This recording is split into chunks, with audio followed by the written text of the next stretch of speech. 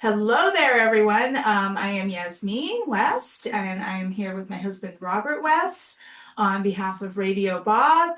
And we have a very special guest to interview today, and we're excited to get to know him a little bit better. He's written a fabulous book, and we just ran into him when we were down at Maida Chevrolet, and his name is Tom.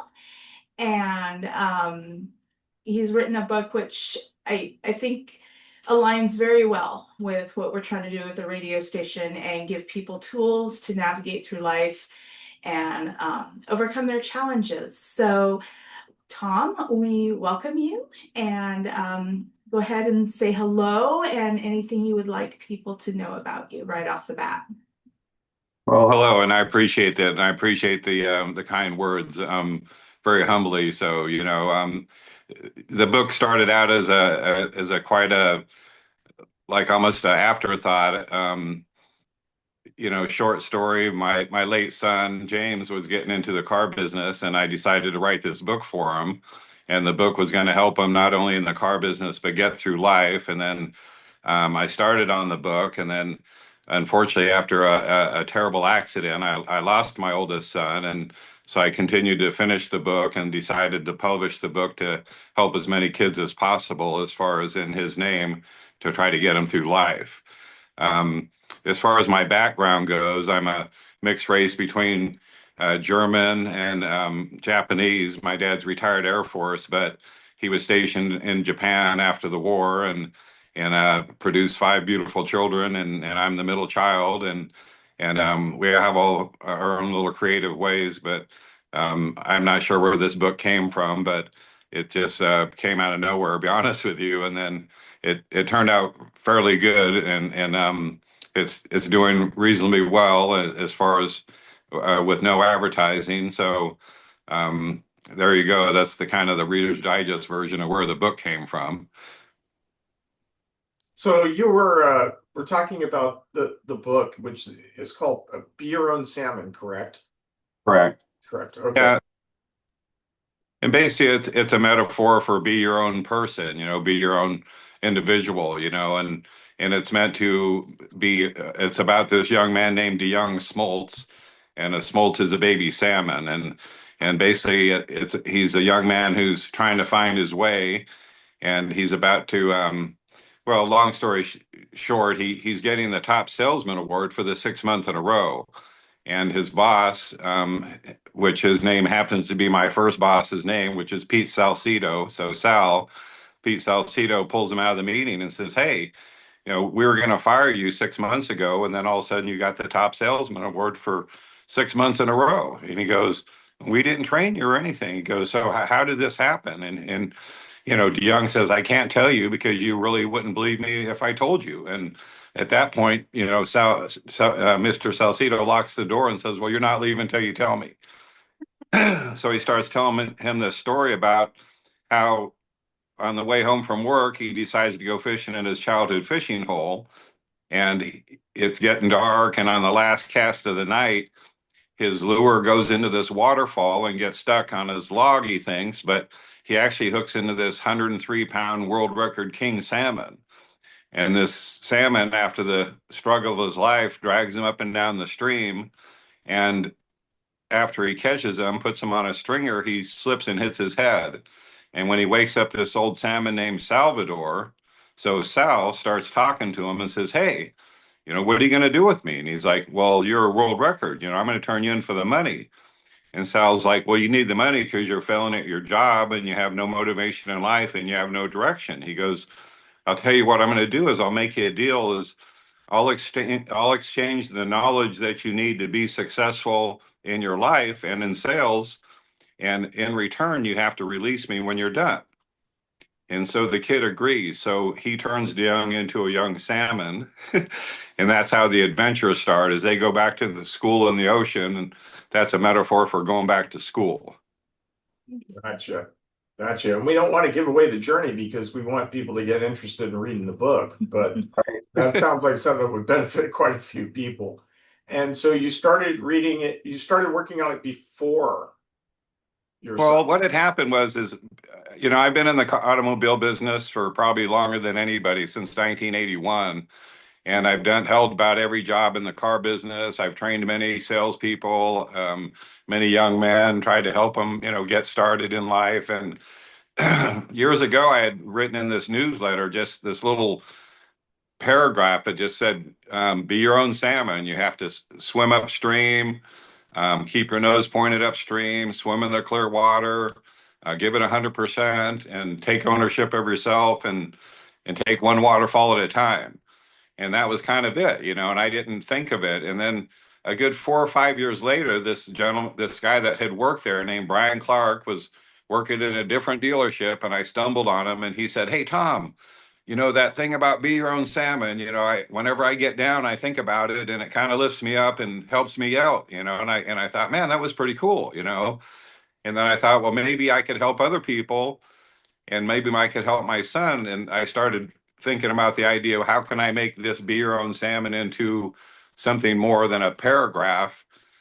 And then without having written anything before in my life, really, except some short stories in college, I just came up with this idea and it just seemed to gel. I just really think it just came out of nowhere. It just came out of somewhere because I think I used to be an art major in college, and you just can't teach the talent. It just has to come from somewhere.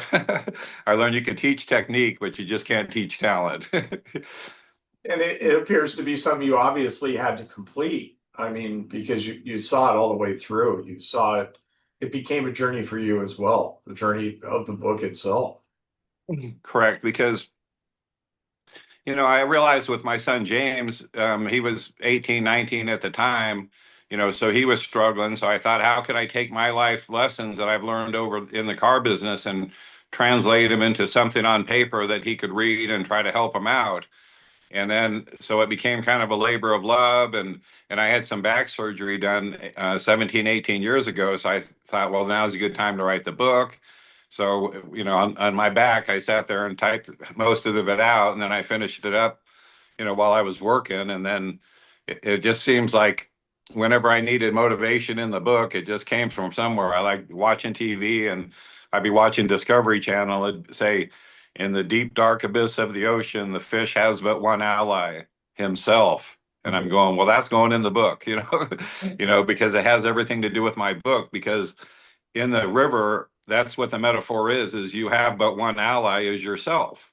It's like at some time in the river, you might be swimming with people that are helping you out, or your mom or your parents or your girlfriend or your son or your daughter. And then it's like the great river, you call it God or fate or karma, decides to take these things away from you. It's like, what's your choice as the salmon or the human? It's like, do you swim? Do you jump back in? Do you keep swimming up the river? Do you swim in a tide pool of despair and end up rotting away and not enjoying the rest of your life? You see? So it's like, what is your choice as the salmon? So that's what I'm trying to stress as the book is at some point you have to carry yourself. Yeah. I that's such a powerful message because I think I look at the world today and a lot of people are trying to make things easier and they're trying to swim downstream, right? But, we need to know how to swim upstream because it's not always going to be smooth sailing. So that's a really important skill to have, and that resiliency that you have the tools to navigate it. Yeah, and the nice thing is there's all sorts of nice metaphors that you could rely on in the book. It's like, and exactly what you were talking about is if you give up, or even if you do not try, there's a phrase in the book. It says, "The water force is constant, so must be your effort." Yeah. And what it means is you might be thinking that you're not, that if you're swimming downstream, now you got to make up that water again. So it's like double the swimming. Why would you do double the swimming? Where like the smart fish, instead of going downstream, he hides behind a rock and he heals until he's ready. And Mhm. then he jumps back in. You see, so that is positive effort compared to the negative effort of the sorrow of swimming backwards. Does that make sense? Yeah. Yeah, and I just learned something about fish now. Yeah. Okay, so let's Well, you get know, the metaphor of the fish is that he's constantly looking upstream because everything that's going to happen to him is normally coming from upstream. You know, it doesn't mean he doesn't look behind him sometimes, but the majority of the damage is coming from upstream, you know, and even the food's coming from upstream, you see. So that's where the focus has to be, you know, and you know, even turning sideways pushes them downstream a little bit, you know. So it's a constant fight, and it doesn't mean that you're not going to be pushed downstream, you know. You know, it's like the constant effort means that there will be battles where the storm pushes you downstream. So now what? Well, now you jump back in, you got to make up the water, and then you got to keep going, right? I mean, that's the metaphor, right? You know, so you can't sit there and say, "Oh, it pushed me downstream. Now this is where I belong." No, you see, that's not what the fish has to do because his ultimate goal is to get to the end of the journey, right? Right. No. right. So, Yeah. For the benefit of others, again, let's get your full name, the name of the book, and where it is available. yeah, it's actually have a copy here. It's Thomas Stephen Dittmar, and the editor is John Peters Roger Peterson. He's going to butcher me, but just a wonderful guy. I mean, just really helped me out, and he taught me a lesson. He goes, "Look, Tom, I'm the editor." He goes, "I'm not the storyteller. You know, the storyteller writes the book, the editor edits your work. So just tell your story because I can't tell your story." He goes, "If I could tell your story, I'd tell the story and edit it myself." Yeah. You know, so it's available on Amazon and you know, Barnes and Noble, but Amazon's the one that has the most reviews. I'm very proud of it. Copies have been given to Steph Curry and Aisha Curry by separate individuals. Um, you know, they haven't contacted me yet, but one of them said, "Hey, Tom, give him a break. The guys at the the Olympics winning the gold medal. Would you?" I said, "Okay, maybe he's a little busy, you know." So anyway, yeah, and I'm very proud. I have another gentleman that just finished reading it too, and his name's David Baldwin or General David Baldwin. He's actually was the commander of the 101st Airborne Division in Iraq, and I met him when I was working up in Cameron Park, and he was kind enough to take a copy of the book, and he's actually been emailing or texting me updates of every chapter, and actually thanked me for giving him the opportunity to learn to start reading again and enjoy reading, you know. So he's promised to give me a review, and he's requested copies for his son who's a wounded warrior, which I was glad to send him a copy for, obviously. And so the book's making some headway.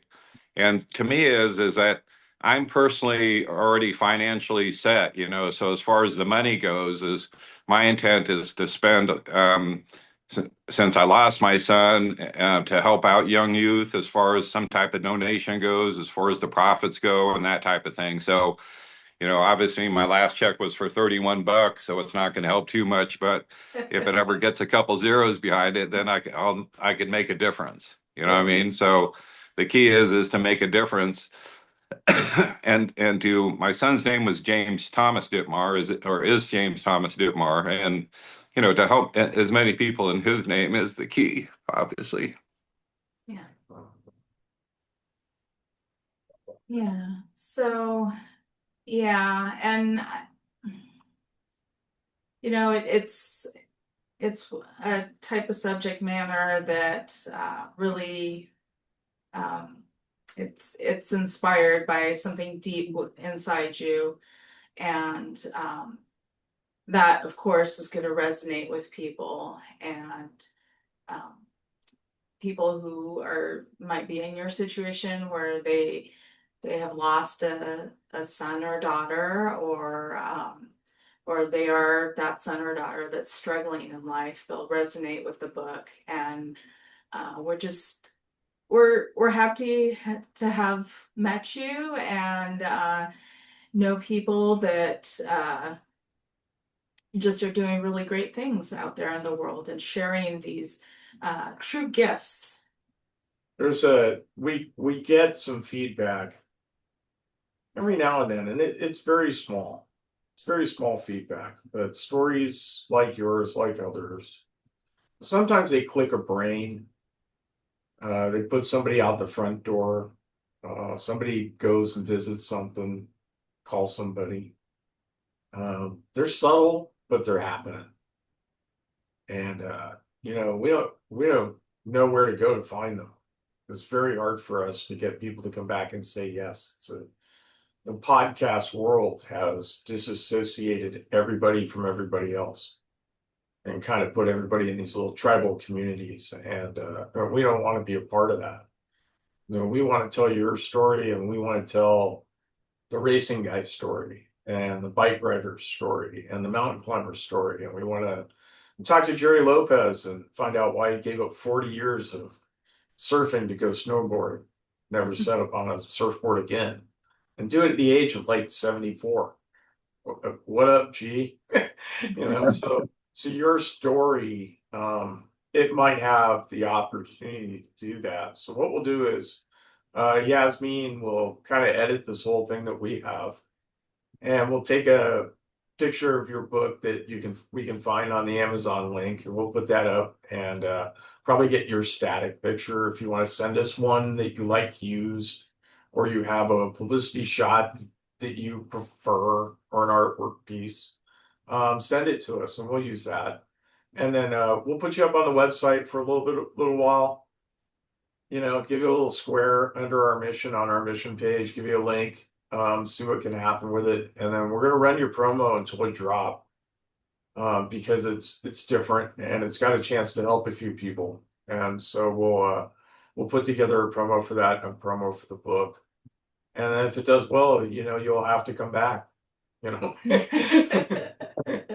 us If you know. help, if you help a lot of people, have to answer the phone. So And I think it will, because the book, just has some lessons in it that are just, like just simple life lessons, but I mean, even if I could read some off the back, um, if it is to be, I must believe in me. I mean, that's a simple, simple little phrase, but just think if people could repeat that at the time when they need it really too, you know what I mean? If it is to be, I must believe in me, Yeah. right? You right, know, Yeah. and then, the water force is constant, so must be your effort. Your longitude and your latitude often depend on your attitude. Your attitude is everything. If you just, what you decide is normally what's going to happen. I mean, it seems like is it really that simple? Well, almost, I mean, you could project what's going to happen most of the time. Um, with closed eyes, one can still see. With a closed eye, with a closed mind, one cannot. You know, um, there's no waterfall too hard for a swimmer. Um, in this vast, limitless journey, you have but one ally, yourself. And I mentioned that, and the answer, at least to some degree, depends on what you believe, right? Yeah. You know, And so anyway, I could go on, but I'm not sure when you want me to stop. So well, anyway, if you have generated media material already, go ahead and send that to Yasmin's email. Anything that your publicist or anybody said, hey, use this phrasing or use, the way this is set up, we're more than willing to follow those instructions. and unfortunately, I've been on my own journey of recovery too, because after I lost my son, I went through a terrible divorce, and then I got married again. I just went through a second divorce, and then I just went through 5 years of having to recover myself from some disability problems, and then get back into the work. And I could actually say that I'm actually doing great right now. I'm back to work, and my health's a lot better.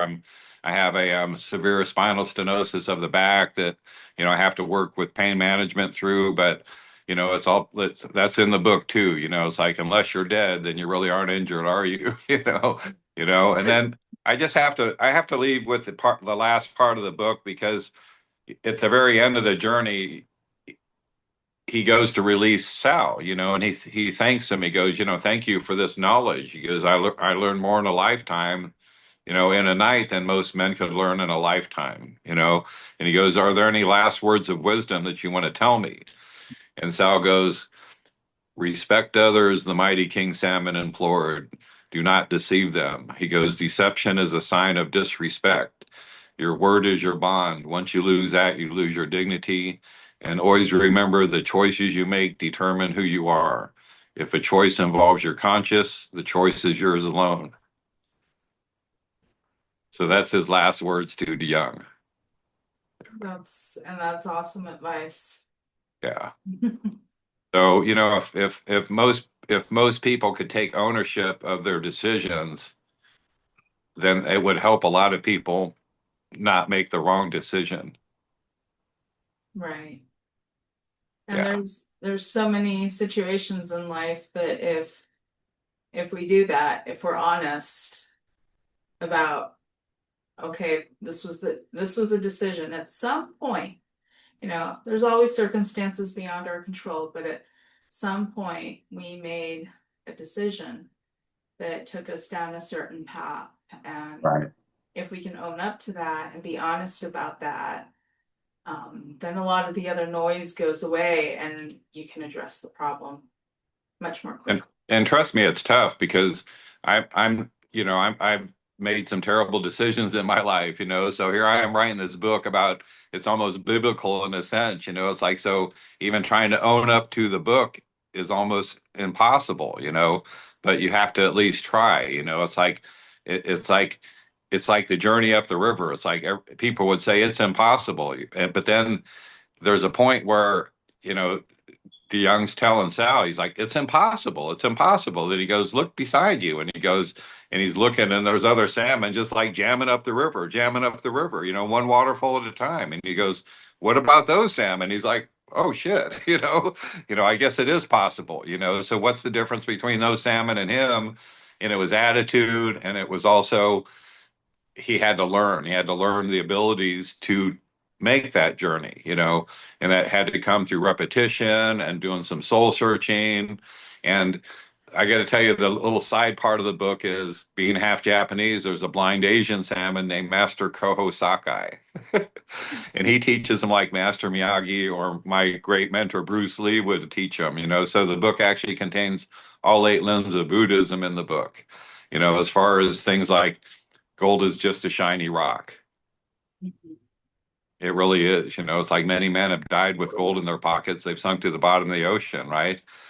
So when it really comes down to it, your journey is based, just like the salmon, on your soul.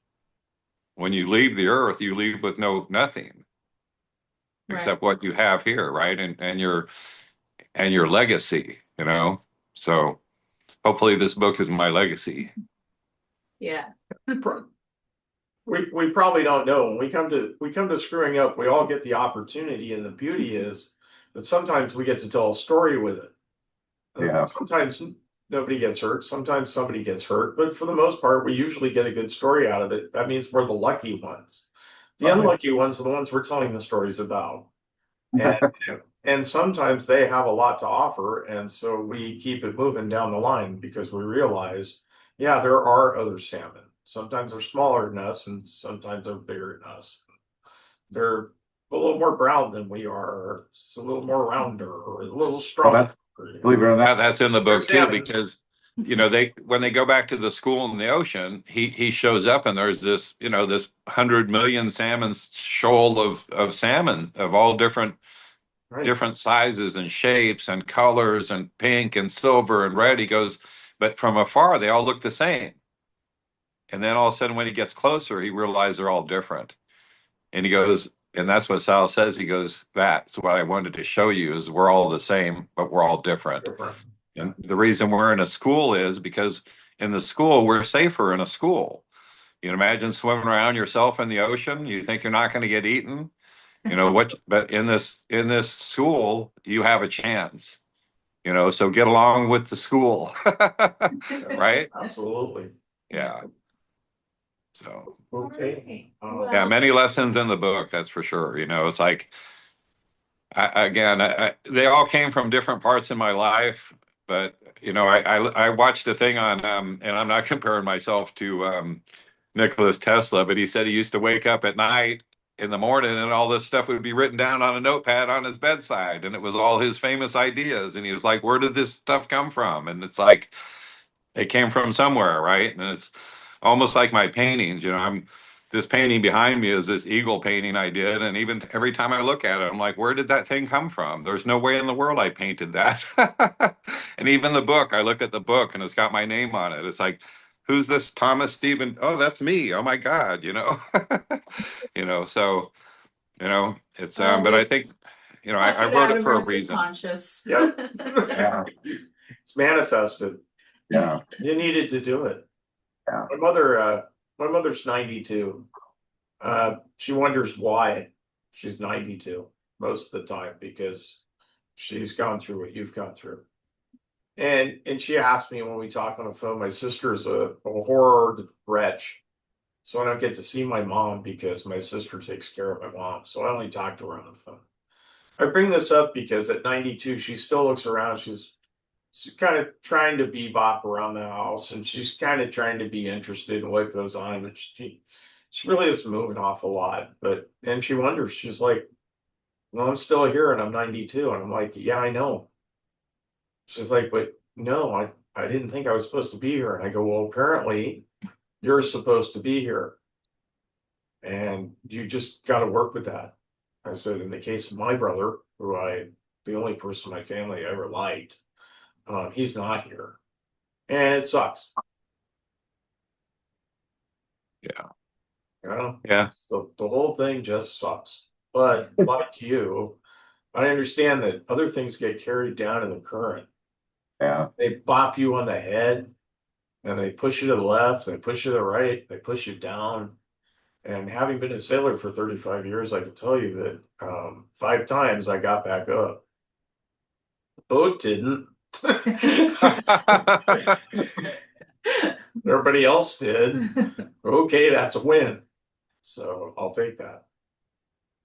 Yeah, I We was up really doing some. appreciate the story because we know the story comes from the heart and took a look at the length of the book and it makes a lot of sense. And if it can help others, well, that's what we're all about. So we'll try to stay on the air as long as we can and see if we get a couple people to read it. Maybe they'll get help too. I appreciate it. Maybe somebody will tell somebody about it and it'll become famous and we could help a bunch of people with it and start a foundation or something. So Yeah, we never know. it's like one step at a time, right? Yep, Yeah. pretty much. We just about 2 months ago, we started talking to a guy who built a safe swim application, a way to get paddle boarders and surfers and people that fish, anybody near the water, a way to go out with another person and to not be afraid of that person so that they would be not alone when they went. It's called Paddle House, an application on, I think it's on Google. I don't think he's made it to Apple AirPlay or whatever they call that yet, but he's working on it. You have to get so much going on your app before you can get to be one of those on Apple. So anyway, he's starting out, and so he gave us some sound, and we're trying to promote him. And he's like you, we got a life. It's like me, we got a job, and Right. he just had to change his life, and he just had to change his job. And I said, well, Mario, we'll do what we can. And the last Monday, it was Monday, we started talking with Dylan, and Dylan's a surfwear manufacturer. He bought a surf line called PBC. It was in business for 44 years. He's not sure if it was a darn good idea. He doesn't know how to market. Good luck with that kind of thing. But it was a Southern California surf line, and PBC is one of the most well-known names in the surfing industry and has been for the last 30 years next to Ron John. So at least he bought something with a line to it. So he's going to relaunch. And I said, look, man, I said, I'm looking to meet surfers and I'm looking to meet hikers and I'm looking to meet adventurers and people that ride bicycles and people that have ideas and wisdom to help others get the hell out of the house and off the internet. And I know that my radio station allows them to listen to people while they do that. Unlike this conversation where we're over the internet, which is cool. It's working for us. But when we leave here and we're listening to the radio, we're working on the car, I'd like that to be helpful. And Right. so that's kind of what we talk about. And so this fits right in. And, you know, if any of that other stuff ever strikes you to mind or something, just rat us out. You know, tell people what we're doing, because it's their words. It's not mine. It's their words that might strike that moment in one other person that causes them to turn right and try to open the door that they would have walked by. That's a No, win. it's true. And you know, I'm sure you've heard the old story before about the starfish, where the guy's walking down the shoreline, he's throwing starfish back into the ocean, and some guy walks up and goes, "What are you doing?" He goes, you can't save all these starfish. You're not going to make a difference." And he throws another one in and says, "I made a difference to that one, didn't I?" Yeah, save that one. Yeah, damn straight. Yeah. You know, so you know, with the book too, I'm very humbled by it, and with my background too, I did a lot of hiking up in the Sierras, and I did a lot of gold prospecting, and I did a lot of snorkeling underwater looking for gold, and it was some of the best times of my life, you know, and that's probably why I have my bad back, but it was worth it. But that's another story. But it imagine it made it so I can imagine what it was like under the water. You see, and believe it or not, I used to give the book away at work sometimes when I first came out, and I had a couple ladies come up to me afterward, and I see them on the showroom, and I'd say hi, and they're like, "Oh, I just wanted to ask you something." They go, "Did this really happen to you?" And I'm like, "No," you know, but just the fact that they asked me told me that the story was good enough where they thought that it was feasible that it possibly could have happened to me, maybe in a wild dream or something. You know what I mean? And I think you're right that the book, it's like, did I write it for my son, or did I write it for me to be able to survive all that other stuff? You know what I mean? So anyway, It's got to be a little bit of both. That's how I see it anyway. yeah, There's always going to be a little bit of both. The question is ingredients. right. At that one moment where you were making a decision, which ingredient pushed you to make this decision? Yeah. You know, I asked the lady next to me who's been around for a while. I've made some really horrendously bad decisions. I've had some ugly cars. I've bought RVs and gotten rid of them. Why? I should have stayed in a hotel. I was much happier.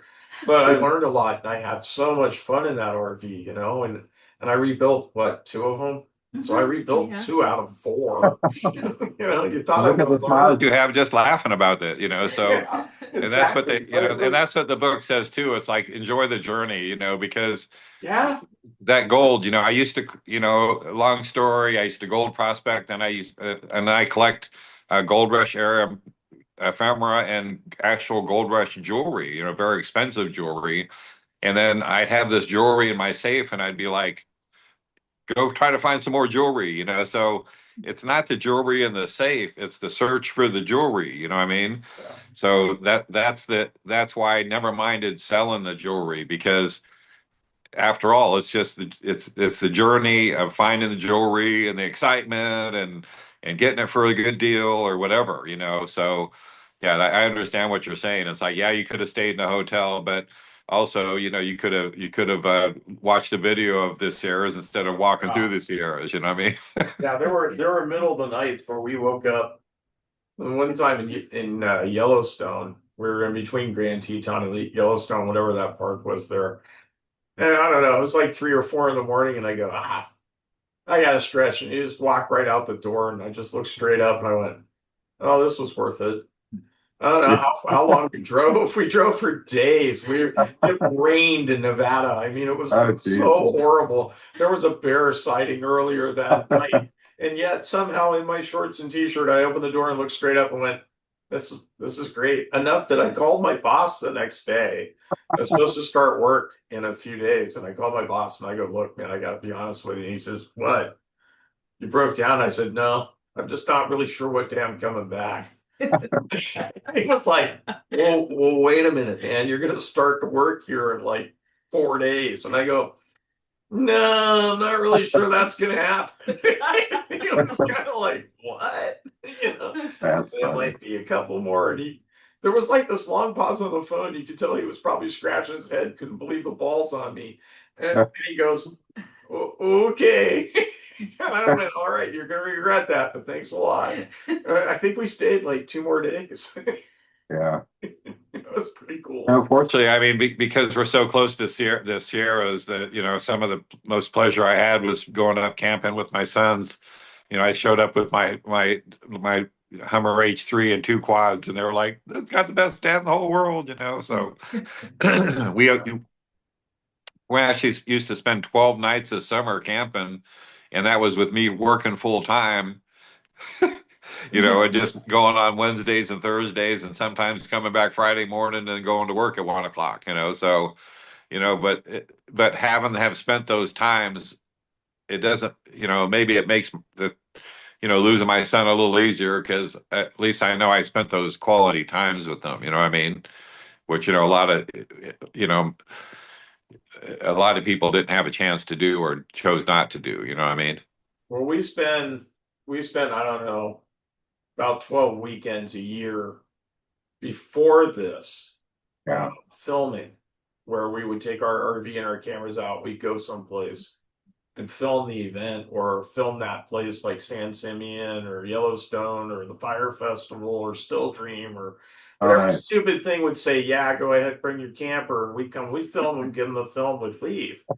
And then the pandemic came along, and it was not good for anybody's Right. communication, realization, or trust in government. And so we've been fighting culturally, we've been fighting a pretty hard situation with the change in politics, media, and the way the world itself has been. And Yasmin and I looked at it, and I don't know, I think it was about 2 years ago, come May, a friend of ours checked out.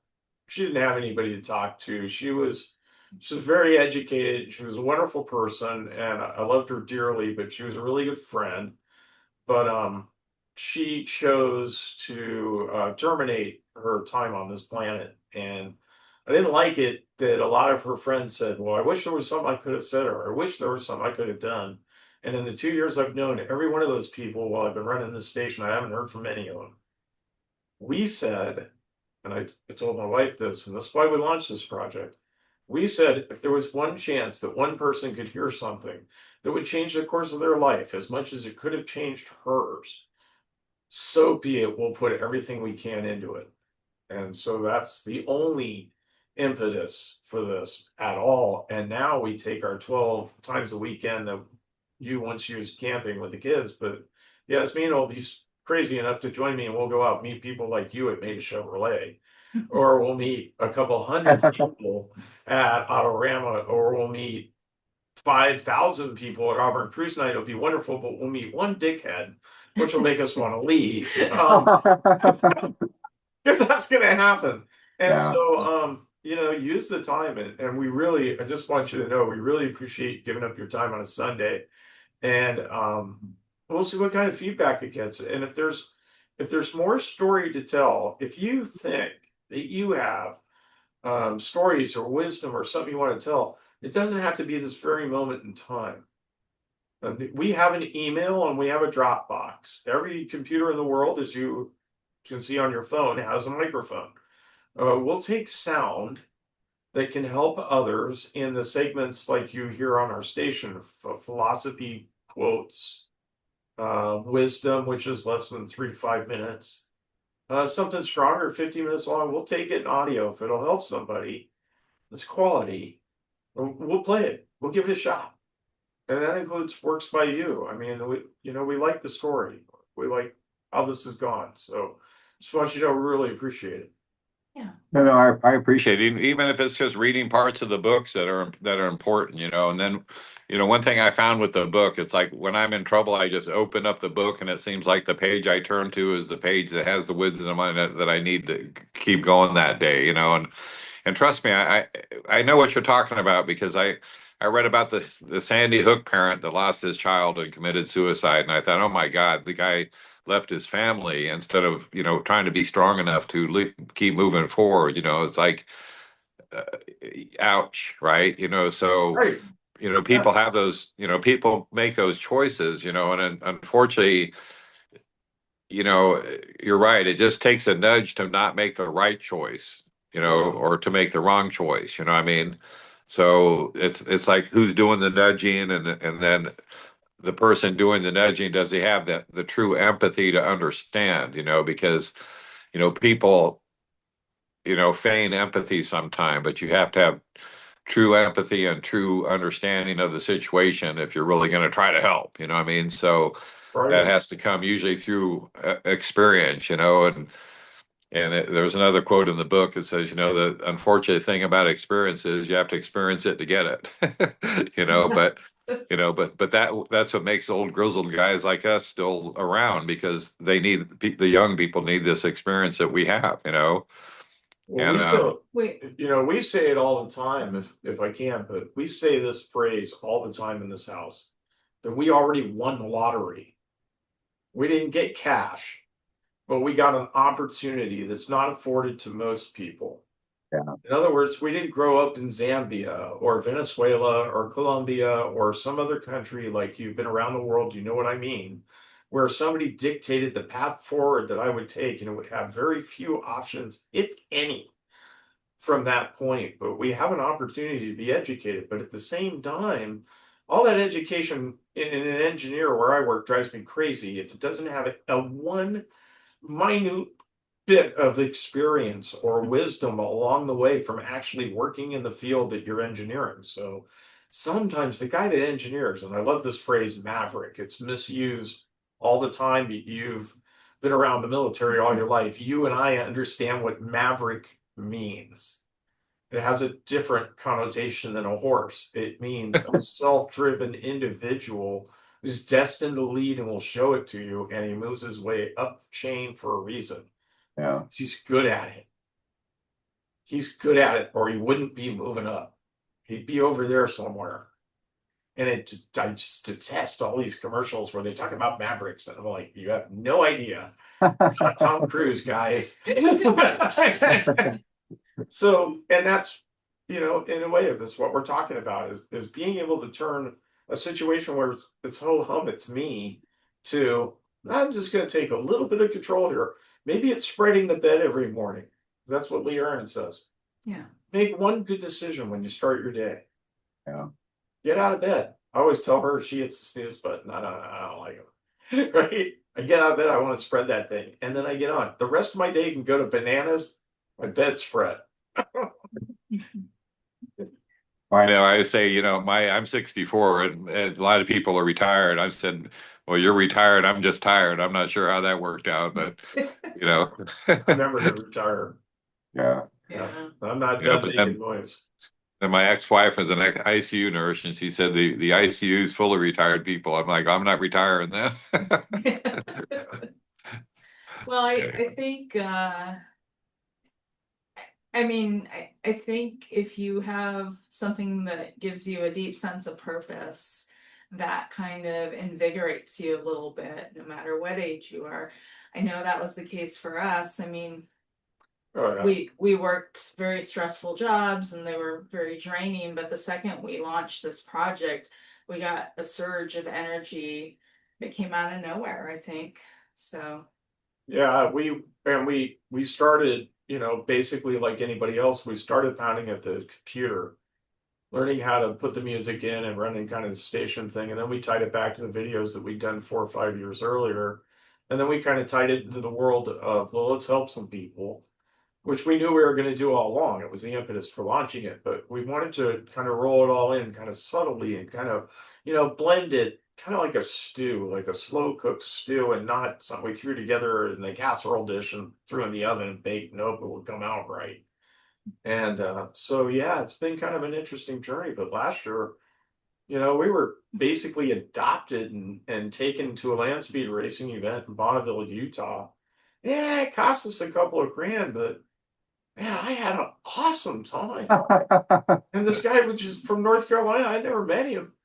I put this post out on Facebook, and like within 25 minutes, he's like, call me on the phone, talk to me at my house. And I'm like, okay. And so I call him up, it's like a Saturday morning. And I'm like, dude's from North Carolina. I have no idea who he is. And he's like, nah, don't worry about Bonneville, man. You're going to put your tent up with us. You're going to stay with us. We'll feed you, get you some whiskey, and we'll tell you how it all works. And he did. It was so cool. I mean, I cannot say thank you enough. Was it costly? Yeah, but we had a great time. And for an event, it was kind of cool. But the year before, we weren't out of our house. It was pandemic time, right? Nobody was out. Have you ever heard of EDC Las Vegas? EDC, no. No. Okay, when we're done, you have to. My son goes every year, but it's like electric. It's like an electric light orchestra on steroids. Uh-oh. It's the biggest. Okay. It's at the Reno. It's at the Las Vegas Speedway. There's 300,000 people with like 8 different stages of rave bands. Not Okay. bands, but rave DJs. Yeah, that's what Still Dream basically was. Yeah. We didn't know until we got there. We went to this thing. It was supposed to be a hippie convention, and it turned out it was a 72-hour electronic dance festival. Oh, that's what it is. Like, we just started drinking whiskey and went, okay. Yeah, no, I've thought about going maybe for one night or something, just because I have to one day or something. But my son's special needs, so he doesn't get out much, but he has a friend that goes. I've sent him 7 times in the last 12 years, I think. And it's so, God bless him. I just want him to live life, so. Yeah.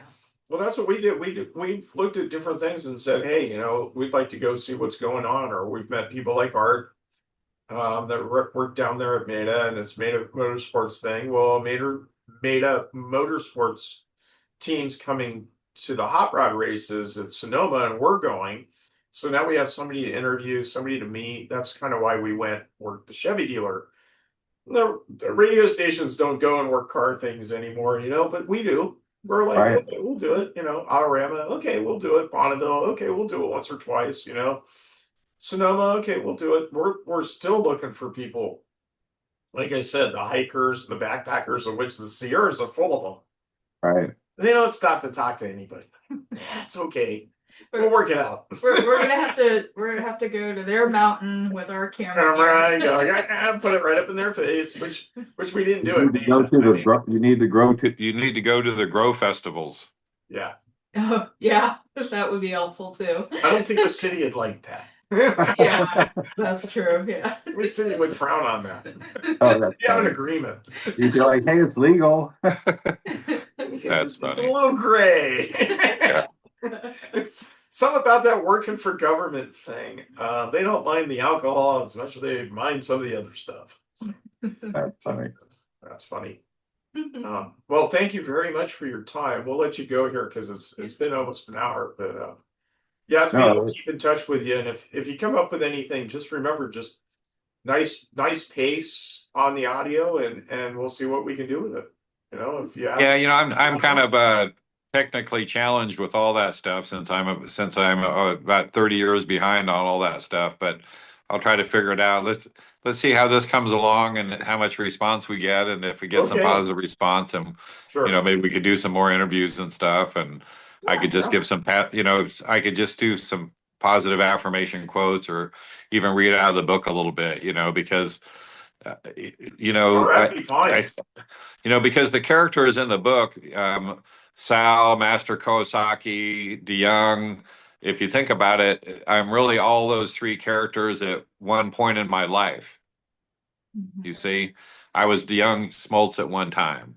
Now I'm Salvador and Master Kawasaki combined at the same, you see. So those are all, but it was my journey to become that. So if I ever do write another book, if this book takes off enough to the point where I felt it was time to put a second book out there, then it'll probably be a prequel as far as how did Salvador, and why did he get this knowledge to teach the young Smoltz what he did? You see, what was his journey to learn all this? to teach and why, you see. Yeah. Well, there are other fish in the sea, as they say. Yeah. And what I'll do too is I'm going to send you guys a signed copy of the book, Oh, that'd be for my great. Yeah. for my gratitude, obviously. And so I'll get your information, your address and all that stuff. So Yeah, then if you ask me to make sure you get all that. Sure. yeah, after you read it, then you'll get a lot better idea. And as far as, from what you've heard to what it really is, because, Yeah. um, yeah, like I said, I'm very humbled by it, but there's another lesson in the book. It says humble pie is sometimes the best pie a man could ever eat, because I've certainly ate a bunch of that humble pie before in my lifetime. All right. Well, All right. I think with that, I'll stop the recording. Yeah.